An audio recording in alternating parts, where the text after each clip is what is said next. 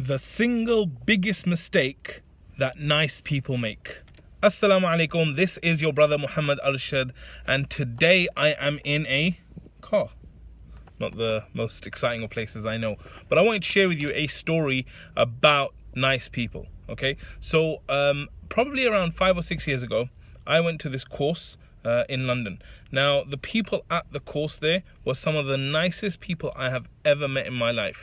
And I'm not saying that they were nice just to kind of, because they didn't know you. Like, authentically, they were so nice. They were so caring. They were so accepting. They were so open and so welcoming. And I was so impressed. I was really, really impressed just by their attitude and their way of being and their akhlaq and their mannerisms and all this stuff. And I just thought it was wonderful. Like, the people were really, really amazing. They were really, really wonderful. So I went to this course. I basically spent some time on the course, and they were talking about really adding value to others, like really helping others, and they were pushing out a great message. They were saying that, you know, giving value to others is one of the most important things in life, and it was a wonderful message, right? So anyway, they basically drew this diagram out, and they said, look, you are important, but more important than you is your family. So they drew one circle for family, and then they said, then your friends, then they said your community, then they said your environment, and they had all these different rings, people you work with and different communities that you work with. And I thought it was amazing because they were basically encouraging you to be nice and to be good and to add value to all these different spheres of your life. And I was like, this is so amazing. And then I realized one thing while I was looking at it. I was like, these guys are saying to be nice to everyone, to be grateful to everyone, to be good to everyone, to add value, but they're missing one important ingredient. And in my view, it's the most important ingredient, right?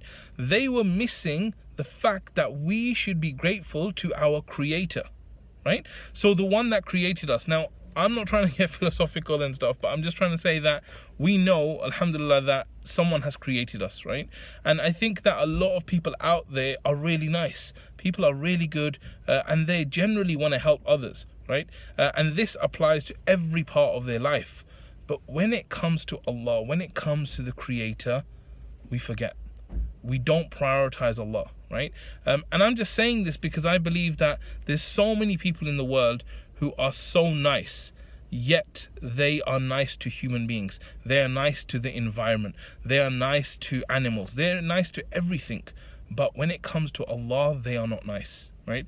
And so if you're one of these people who is really nice, and I believe you're genuinely nice, then I think it's really, really important that we reconsider our life. We reconsider the way we think about things, the way we think about being nice. Like, how can we be nice if we are not grateful to the one that created us? How can we be nice if we don't actually do what the Creator asked us to do, right? Because sometimes we're in this kind of thinking mode where we're like, oh yeah, but that's a nice person, that's a nice person.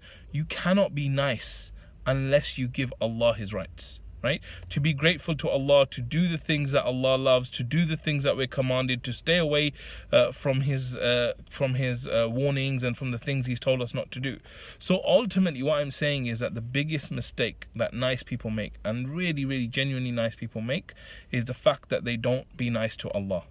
And so this is something that is like a big paradigm shift for people, because, you know, they think that they're nice. But like I said, for you to be truly nice, you have to be nice to your Creator. And the truth is that if you are nice to your Creator and you have your relationships with everything else, you will have better relationships. You will be nicer to human beings, right? So let's imagine that, let's say you have a relationship with your husband or your wife or your child or your mother or whatever it is. Allah has defined the boundaries for this. So for example, Allah says you cannot even say uff to your parents. You can't even say uff. Like, think about that. Forget about saying mum, you're this, you're that. You can't even say uff. Like, you can't even express that. Okay, this is the way Allah has defined for that relationship to be, right? So the fact that you obey Allah will improve every one of your relationships. It will improve the way you are with your friends, with your family, with your parents, with your relatives, with your